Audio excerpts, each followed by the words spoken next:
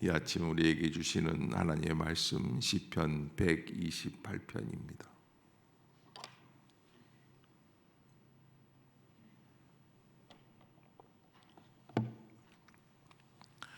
(128편) 우리 한 절씩 교독하겠습니다. 여호와를 경외하며 그의 길을 걷는 자마다 복이 있도다.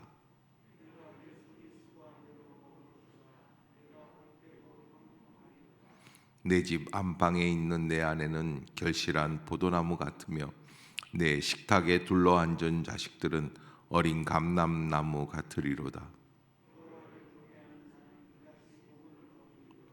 여호와께서 시온에서 내게 복을 주실지어다. 너는 평생에 예루살렘의 번영을 보며 내 자식의 자식을 볼지어다. 이스라엘에게 평강이 있을지로다. 아멘. 할렐루야. 이 아침 죄전을 찾으신 여러분들에게 하나님의 은혜와 평강이 함께 하시기를 축복합니다. 시편 128편은 가정에 대한 이 시편 기도 중에 가장 중요한 핵심적인 그런 시편이 아닐까 이렇게 생각하는 그런 부분입니다. 그래서 이 가정에 관한 이스라엘 백성들, 유대인들에게 주시는 하나님의 가정의 비밀, 이 가정의 비밀이라는 무엇인가? 이스라엘 백성들은 침략을 많이 받지 않았습니까?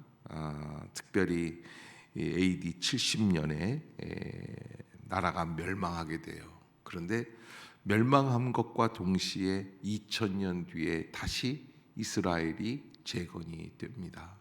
그만큼 많은 어려움들이 있었지만 그럼에도 불구하고 하나님께서는 이스라엘에게 가정이라고 하는 공동체가 멸망하지 않도록, 아멘. 그렇게 인도해 주셨다는 거예요. 그래서 가정이 그냥 생생하게 살아남을 수 있었다. 유대인들만큼 가정을 소중하게 생각하는 사람들이 없다라고 하는 것을 우리가 기억할 때 오늘 본문은 사실은 이상하지 않은, 정말 이 유대인들은 가정을 매우 소중하게 생각하는구나라는 것을 깨닫게 되는 것이죠.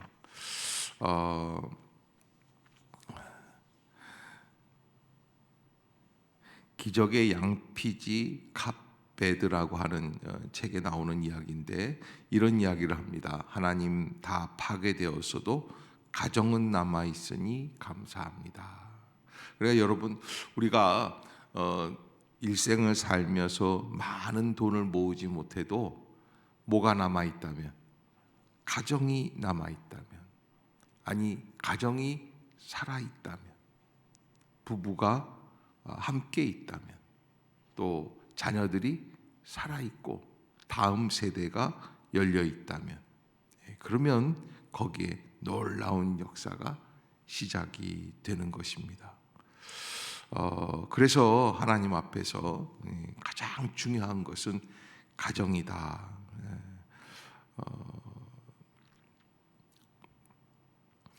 헤르메스가 아리라고 하는 세계를 뒤흔드는 사업가 이야기를 만들었는데 거기 기적의 양피지가 나오는데 한 성경에 한 손을 들고 사업을 하면서 50불을 들고 유조선을 100척이나 가지고 온 세계의 유류 물동량을 지배하는 사람이 이 이야기라고 해요. 그런데 배를 가지고 고래잡이를 나갈 때가 있었는데 한 번 고래잡이를 나갈 때 배들을 여러 척을 가지고 나가니까 5천만 원 정도 비용이 든다고 합니다.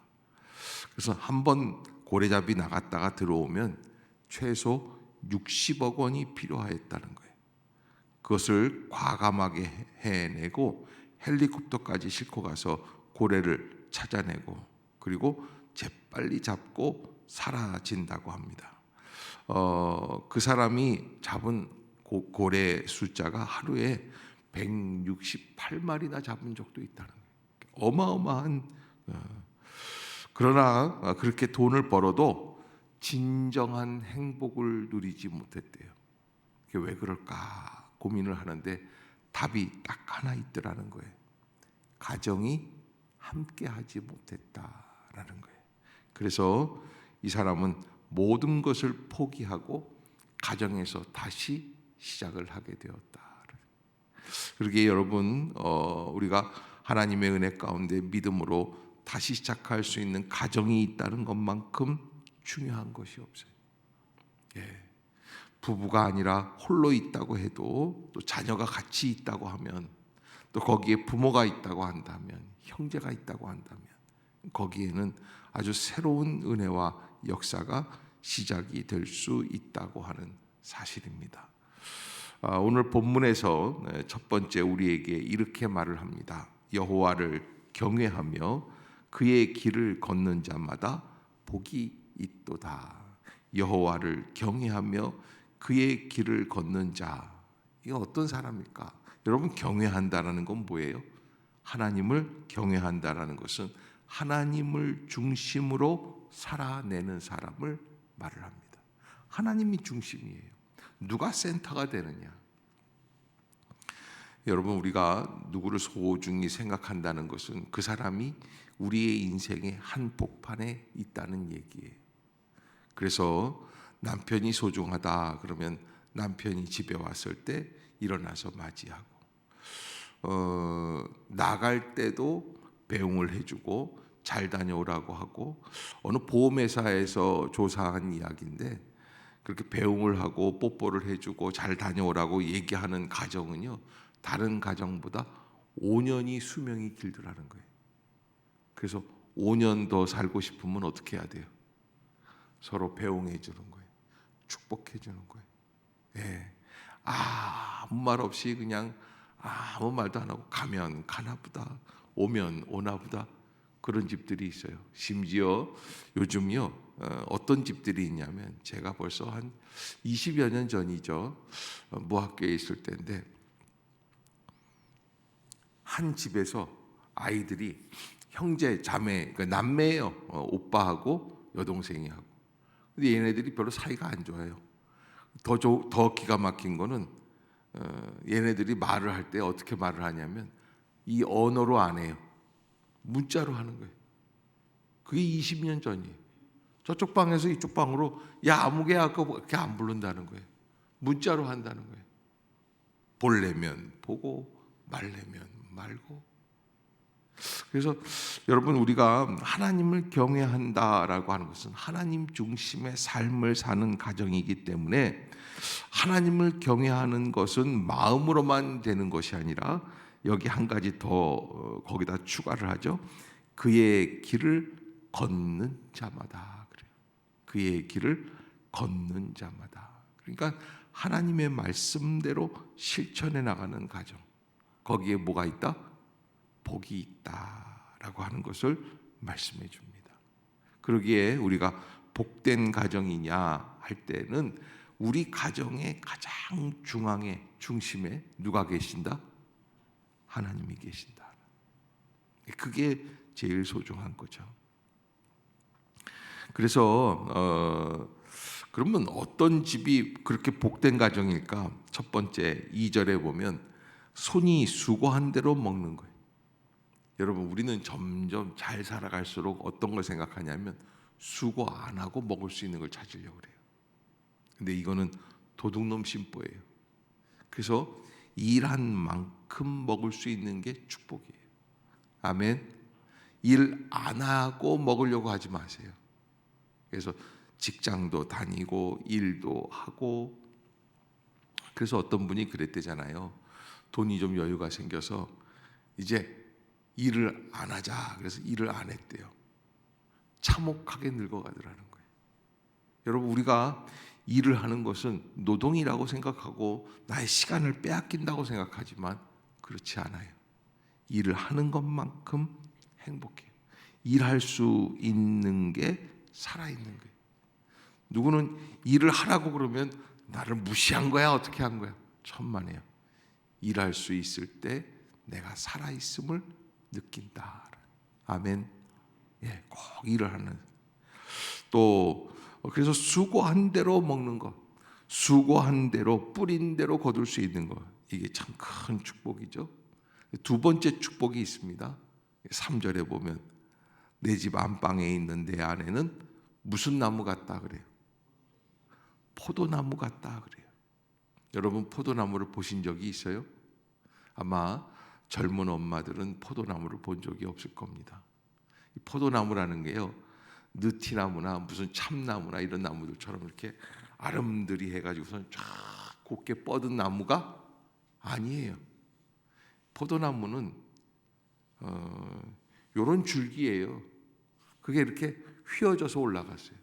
그래서 이 나무는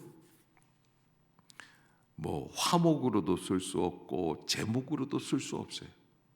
건축하는 데는 더더군다나 못 써요. 그런데 하필이면 아내를 포도나무로 비유를 했을까? 결실한 포도나무라는, 이 포도나무에게 가장 소중한 건 포도 열매예요. 그래서 여기 오늘 본문에서 이 3절을 바탕으로 우리는 이렇게 말을 할 수 있는 거예요. 아, 여인이 말할 수 있는 것은 무엇을 통해서다? 열매를 통해서다. 그래서 이 여인은 열매가 아름다운 사람이 되어야 한다. 아멘이 아무도 없는 것 같아요. 여러분, 집에 있는 남편이 아내의 열매예요. 아멘. 그 열매를 잘 지낼 수 있도록 잘 가꾸는 게 필요한 거예요. 자식은 열매예요, 아니에요?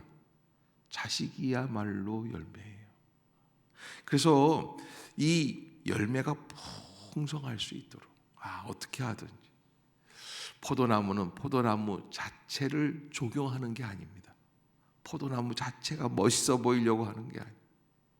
그러기에 화장 조금 덜하고, 내가 볼 때는 그 얼굴이고 요즘 같으면 마스크 써서 별것도 아니고 다 똑같아 보여요. 너무 신경 쓰지 말고 어디에 마음을 더 쏟자? 열매를 가꾸어 나가는 데 마음을 쏟자라는 거예요. 그래서 결실한 포도나무 같다. 그러면 세 번째, 여기 뭐라고 돼 있냐면 자식들은 무슨 나무 같다 그렇게 돼 있어요. 어린 감람나무 같다. 감람나무라는 것은 그 감람나무에서 나오는 게 뭐냐면 감람유예요. 기름이 나와요. 팜유가 나오는 거예요. 이 감람유를 어디에다 쓰냐면 하나님께 제사를 드릴 때 사용하는 게 감람유예요. 그러니까 이 아이가 커서 어떤 사람이 되는 거예요? 하나님의 영광을 위해 살아갈 수 있는 존재가 되도록 하는 것이 이 자녀의 비전을 잘 맞출 수 있는 거예요. 엄마는 아이가 너 커서 뭐가 될래? 그러면 나 세무사가 될래. 그래? 그것도 괜찮지. 왜? 돈 많이 버니까. 오로지 모든 기준이 어디에 있어요? 돈에 있어요. 그래서 돈을 많이 버느냐 못 버느냐, 제가 지난번에 한번 말씀드렸죠. 졸업식에 갔더니 아이들 소망이 뭐냐면 일 안 하고 돈 많은 건물주예요. 일을 안 해야, 그리고 돈은 많아요. 그러려니까 만들어낸 게 건물주라는 거예요. 말도 안 되는 얘기예요. 세상에 전 세계에 그런 소원을 갖고 있는 나라는 우리나라밖에 없어요. 지금 어쩌면 이것이 비극이 될 수 있어요. 강남에 집 한 채, 건물 한 채, 나는 최고로 복된 사람이구나. 아니요. 무엇을 위하여 살고 있느냐라는 것이 그 사람의 정체성을 드러내주는 겁니다. 그러기에 수고한 대로 먹을 수 있는 그 남편의 직장의 축복, 두 번째, 결실한 포도나무와 같은 아내의 축복, 세 번째, 어린 감람나무 같은 자녀들의 축복. 그래서 4절에 여호와를 경외하는 자는 이같이 복을 얻을 것이다.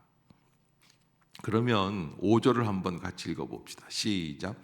여호와께서 시온에서 내게 복을 주실지어다. 너는 평생에 예루살렘의 번영을 보며, 그렇게 돼 있어요. 어디에서 복을 주신다고 돼 있어요?